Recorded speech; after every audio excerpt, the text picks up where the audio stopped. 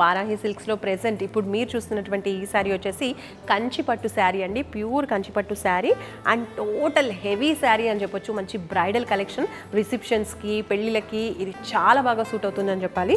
చాలా చాలా హెవీగా ఉంది శారీ మొత్తం కూడా. ఆల్ ఓవర్ ఇలా వర్క్ అనేది వచ్చేస్తూ ఉంటుందన్నమాట. బార్డర్ కూడా హెవీగా ఇచ్చేస్తారు.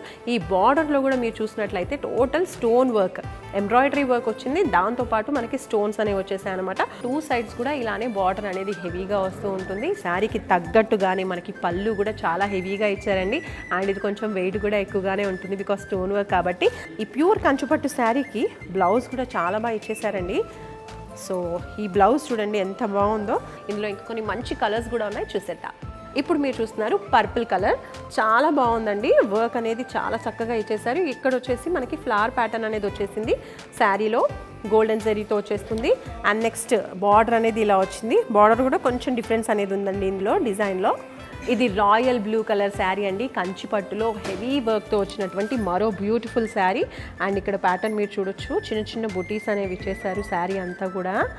అండ్ మెయిన్ థింగ్ వచ్చేసి ఈ బార్డర్ అండి. కంచిపట్టు శారీకి కంచి బార్డర్తో పాటు మనకి మంచి ఎంబ్రాయిడరీ అండ్ స్టోన్ బార్డర్ ఇక్కడ కూడా కంటిన్యూ చేశారు. సో పెళ్ళిళ్ళకి, రిసెప్షన్స్కి హెవీగా ఉండాలి శారీస్, బయట వర్క్ చేయించుకుందాం అనుకున్న వాళ్ళకి బయట ఎక్కడ వెళ్ళాల్సిన అవసరం లేకుండా ఇలా మీకు శారీ ప్లస్ ఎంబ్రాయిడరీ వర్క్తో సహా శారీస్ సిద్ధంగా ఉంటున్నాయి.